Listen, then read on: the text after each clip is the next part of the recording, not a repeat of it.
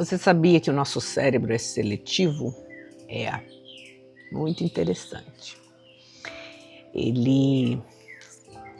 O fato de você fazer muitas tarefas, atender e-mails, telefone e ler um livro ao mesmo tempo, acarreta, sabe, um custo metabólico muito maior. Navegar nas redes, tudo muito junto ao mesmo tempo, você tem um custo metabólico maior, você acarreta muito mais esforço ao seu cérebro.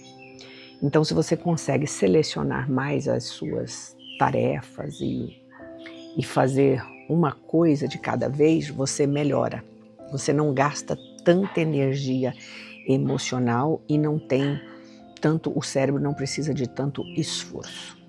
Outra coisa que é importante a gente saber é que o nosso cérebro, eu digo que ele é fraco ou ele é meio burro com relação às novidades. O que acontece?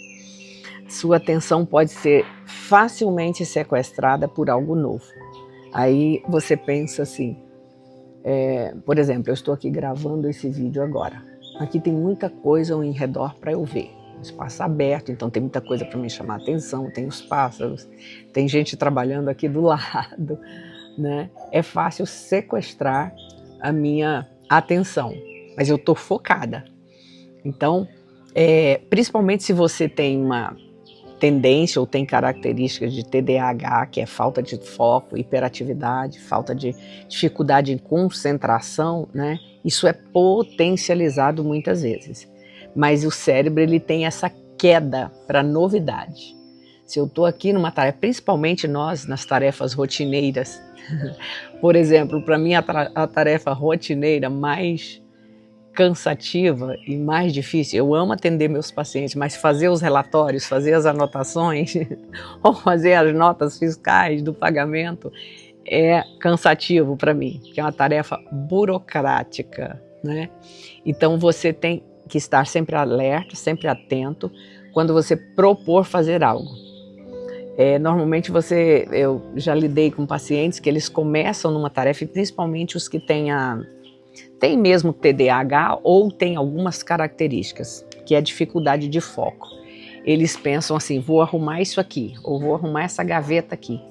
Eles se distraem com tanta facilidade. Eu tinha uma paciente minha que ela dizia assim, eu comecei 5 atividades ao mesmo tempo e não concluí nenhuma. E isso é uma fraqueza do nosso cérebro. Mesmo que você não tenha TDA, você tem essa tendência ao seu cérebro sequestrar você no momento de atenção para a gente olhar para a novidade. Mas o que a gente tem que fazer? Voltar o foco para a atenção novamente, voltar o foco para a atividade que você estava fazendo, né? Então, o importante é o quê? É tirar de perto tudo aquilo que possa te distrair. Hoje, por exemplo, tem pessoas que não conseguem ou gastam muito tempo em uma determinada atividade por causa do celular. Ela deixa o celular do lado, qualquer mensagem ela vai olhar. E não pode, não dá. Por exemplo, eu que atendo pessoas, a hora que eu estou atendendo, o celular está virado para baixo, entende? E está ali onde eu não fique olhando o que está aparecendo ali. Senão, minha atenção é facilmente sequestrada. Então, essas atitudes, né, você tem que ter para que o seu cérebro consiga focar. Tire de perto o que possa te distrair e tente focar na tarefa que você está realizando. E isso é um treinamento, a gente precisa treinar nosso cérebro. Nosso cérebro, ele é treinado. Por exemplo, eu sou uma pessoa que estou sempre falando, explicando coisas, explicando a palavra, explicando alguma coisa da psicologia.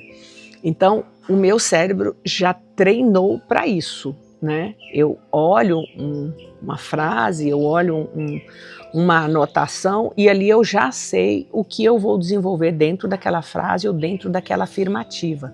Isso é um treinamento que a gente faz para o cérebro. Se você precisa ou está começando numa área assim, você precisa treinar. Leia um enunciado ou leia uma frase e comece a falar e fale para você mesmo, o que eu posso falar dentro disso aqui?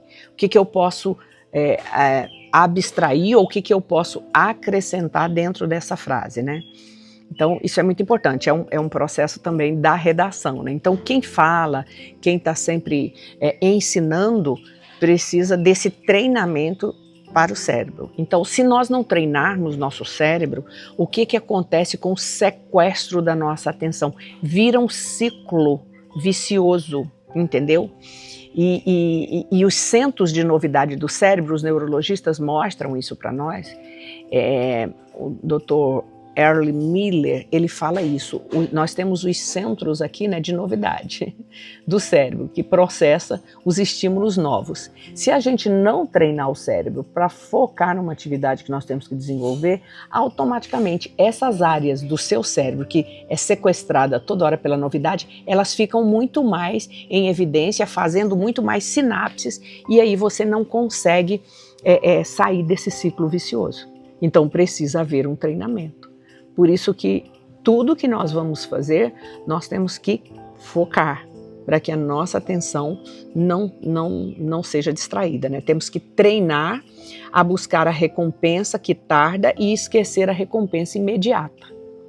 O que eu vou obter, por exemplo, semana passada eu fiz isso. Eu tirei um tempinho no domingo de manhã e disse, hoje eu vou fazer agora os relatórios. Então deixei o celular do lado, peguei o computador e em pouco tempo eu fiz o que eu tinha que fazer, porque eu foquei. Então esse treinamento para o cérebro, e principalmente com atividades difíceis ou atividades que você tem mais dificuldade para desenvolver. Aí mesmo é que você tem que focar e pensar na recompensa tardia, não na imediata. A imediata é o quê? Eu posso fazer depois. Amanhã eu faço isso. Tem coisa que a gente pode deixar para amanhã. Não é aquela do perfeccionista e do obsessivo que tem que fazer tudo agora, tudo para hoje, não pode deixar nenhum prato na pia para amanhã.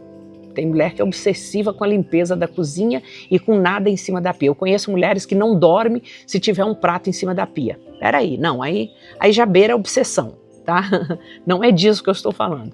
Eu estou falando daquilo que tenta sequestrar você numa atividade que muitas vezes você joga para frente hoje, joga para frente amanhã, procrastina hoje, procrastina amanhã. É isso que está sendo o centro, né, do prazer imediato e do sequestro através da novidade no seu cérebro, está fazendo muito mais sinapses do que a área do foco, a área de concentração, né? Concentração e criatividade. Quando dizemos que uma pessoa está focada e que ela está evitando distrações internas e externas, e a criatividade, por outro lado, implica a capacidade de fazer conexões com coisas díspares. Isso exige um equilíbrio entre a concentração e uma visão mais expansiva. Quando você consegue focar, você consegue também, o nosso cérebro ele tem esse poder de você concentrar e ao mesmo tempo você ter criatividade, né?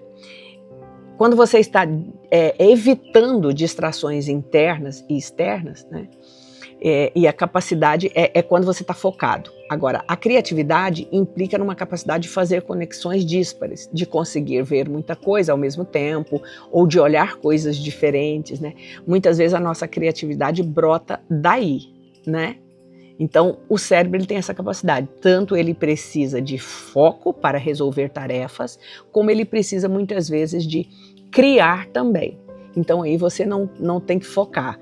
A criatividade, normalmente, ela vem de vários pontos que você está observando ou que você está buscando compreender, tá? Então, essa também é uma capacidade.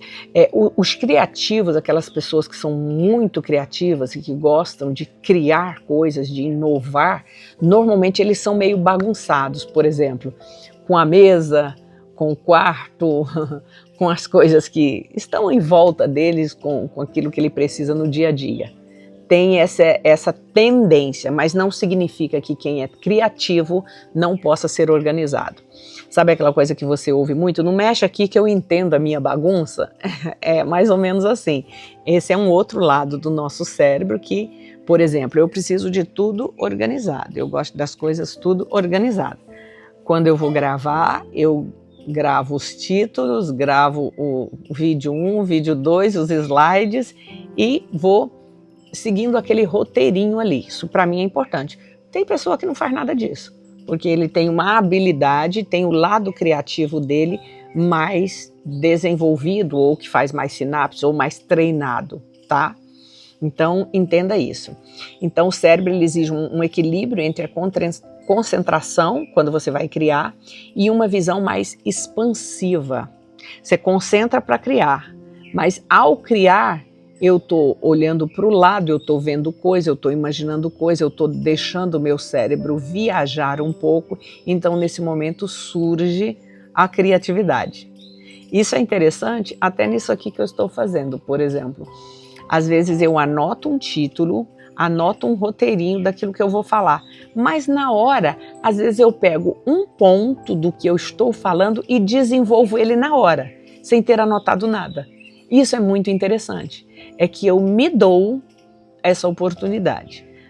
Às vezes eu sigo estritamente o roteiro porque eu acho interessante, mas às vezes eu pego um roteiro com 4, 5 ou 10 tópicos e foco num só e dá um vídeo de 10 minutos. Então isso é interessante, tá? É o nosso cérebro, esse é o potencial e a capacidade que a nossa mente tem. Então saiba que o seu cérebro é seletivo, treine ele para isso, tá? E naquelas tarefas que nós não gostamos muito, nós temos que nos esforçar um pouco mais para ter concentração e foco.